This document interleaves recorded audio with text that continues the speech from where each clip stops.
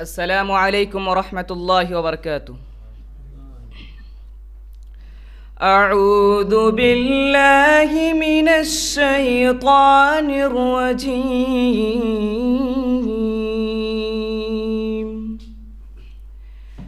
بسم الله الرحمن الرحيم.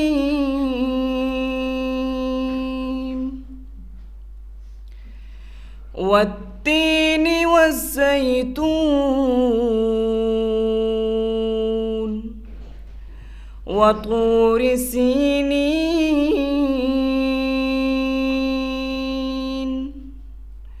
وهذا البلد الأمين. لقد خلقنا الإنسان في أحسن تقويم ثم رددناه أسفل سافلين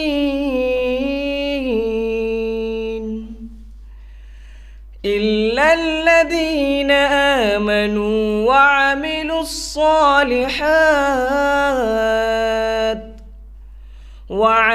الصالحات فلهم أجر غير ممنون.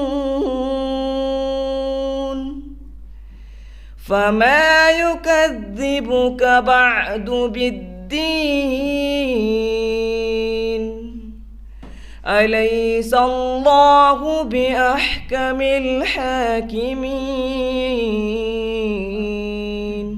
السلام عليكم ورحمة الله وبركاته.